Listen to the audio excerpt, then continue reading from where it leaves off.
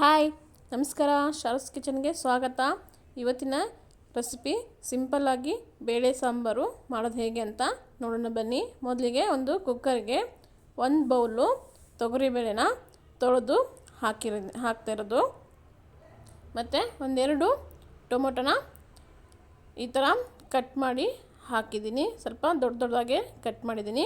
ಹಾಗೆ ಒಂದು ಈರುಳ್ಳಿನ ಈ ಥರ ಉದ್ದಗೆ ಕಟ್ ಮಾಡಿರೋದು ಹಾಕಿ, ಒಂದು ಸ್ವಲ್ಪ ಬೆಳ್ಳುಳ್ಳಿನ ಸಿಪ್ಪೆ ಎಲ್ಲ ತೆಗೆದು ಹಾಕಿರೋದು, ಹಾಗೆ ಒಂದು ಸ್ಪೂನು ಎಣ್ಣೆ ಹಾಕಿ, ಒಂದು ಸ್ವಲ್ಪ ಅರಿಶಿನ ಪುಡಿ.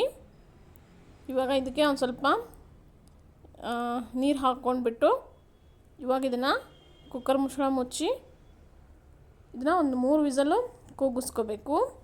ಇವಾಗ ಒಂದು 3 ವಿಸಲ್ ಕೂಗಿ ಕುಕ್ಕರೆಲ್ಲನೂ ತಣ್ಣಗಾಗಿದೆ. ಇವಾಗ ತೆಗೆದು ತೋರಿಸ್ತಾ ಇದ್ದೀನಿ ನೋಡಿ ಇಷ್ಟು ಬೆಂದರೆ ಸಾಕು. ಇವಾಗ ಇದನ್ನು ಒಂದು ಸ್ವಲ್ಪ ಸ್ಮ್ಯಾಶ್ ಮಾಡ್ಕೋಬೇಕು. ನಿಮ್ಮ ಹತ್ರ ಸ್ಮ್ಯಾಶ್ ಮಾಡೋದಿದ್ದರೆ ಅದರಿಂದಾದರೂ ಸ್ಮ್ಯಾಶ್ ಮಾಡ್ಕೊಳ್ಳಿ. ನಾನು ಈ ಥರ ಒಂದು ಸ್ಪೂನಿಂದ ಸ್ಮ್ಯಾಶ್ ಮಾಡ್ಕೊತಾ ಇದ್ದೀನಿ.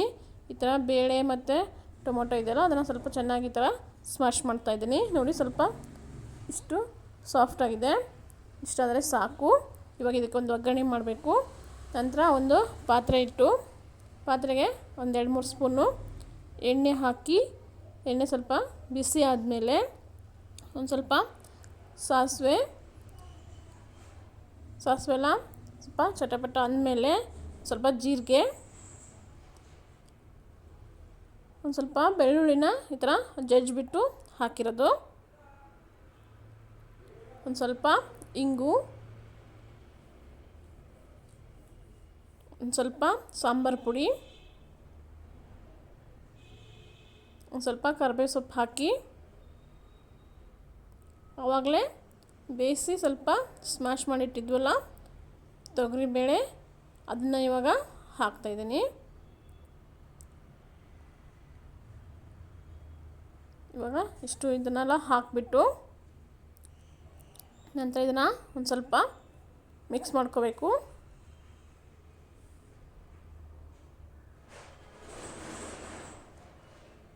ಈ ಥರ ಸ್ವಲ್ಪ ಚೆನ್ನಾಗಿ ಮಿಕ್ಸ್ ಮಾಡಿದ ಮೇಲೆ ಇವಾಗ ಇದಕ್ಕೆ ಒಂದು ಸ್ವಲ್ಪ ಅರಿಶಿನ ಪುಡಿ, ಹಾಗೆ ರುಚಿಗೆ ತಕ್ಕಷ್ಟು ಉಪ್ಪು, 1-2 ಸ್ಪೂನು ಅಚ್ಚ ಖಾರದ ಪುಡಿ ಹಾಕ್ತಾಯಿದ್ದೀನಿ. ನಿಮಗೆ ಖಾರಕ್ಕೆ ಎಷ್ಟು ಬೇಕು ನೋಡಿ ಅಷ್ಟು ಹಾಕ್ಕೊಳ್ಳಿ.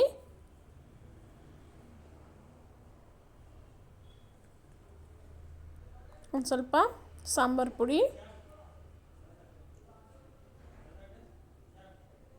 ಹಾಕಿ, ಒಂದು ಸ್ವಲ್ಪ ಬೆಲ್ಲನ ಈ ಥರ ಸ್ವಲ್ಪ ಪುಡಿ ಮಾಡಿ ಹಾಕ್ತಾಯಿದ್ದೀನಿ. ಹಾಗೆ ಇದನ್ನು ಮತ್ತೆ ಒಂದು ಸಲ ಚೆನ್ನಾಗಿ ಈ ಥರ ಮಿಕ್ಸ್ ಮಾಡ್ಕೊಂಡ್ಬಿಟ್ಟು ಚೆನ್ನಾಗಿ ಕಲಸಿ, ನಂತರ ಇದಕ್ಕೆ ಗಟ್ಟಿ ಅನ್ನಿಸ್ತಾಯಿದೆ, ಅದಕ್ಕೆ ಒಂದು ಸ್ವಲ್ಪ ನೀರು ಹಾಕ್ತಾಯಿದ್ದೀನಿ.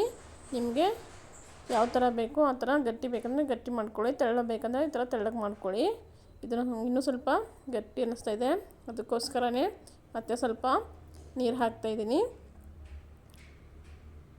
ಈ ಟೈಮಲ್ಲಿ ನೋಡ್ಕೊಳ್ಳಿ ಉಪ್ಪು ಖಾರ ಕರೆಕ್ಟ್ ಇದೆಯಾ ಅಂತ ಚೆಕ್ ಮಾಡ್ಕೊಳ್ಳಿ. ನಂತರ ಕೊತ್ತಂಬರಿ ಸೊಪ್ಪು ಹಾಕಿ ಇದನ್ನು ಚೆನ್ನಾಗಿ ಕುದಿಸ್ಬೇಕು.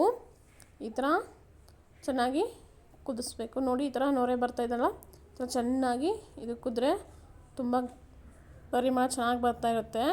ಫುಲ್ಲು ಮನೆ ತುಂಬ ಘಮ ಘಮ ಅಂತ ಇದೆ. ನೀವು ಒಂದು ಸಲ ಟ್ರೈ ಮಾಡಿ. ಹಾಗೆ ಸ್ವಲ್ಪ ಕೊನೆಗೆ ಸ್ವಲ್ಪ ಕೊತ್ತಂಬರಿ ಸೊಪ್ಪು ಹಾಕಿ.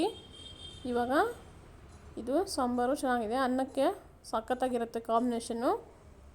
ನೀವು ಒಂದು ಸಲ ಟ್ರೈ ಮಾಡಿ. ಹಾಗೆ ಈ ವಿಡಿಯೋ ಇಷ್ಟ ಆದರೆ ಲೈಕ್ ಮಾಡಿ, ಶೇರ್ ಮಾಡಿ, ಸಬ್ಸ್ಕ್ರೈಬ್ ಮಾಡಿ. ವಿಡಿಯೋ ನೋಡಿದ್ದಕ್ಕೋಸ್ಕರ ಧನ್ಯವಾದಗಳು.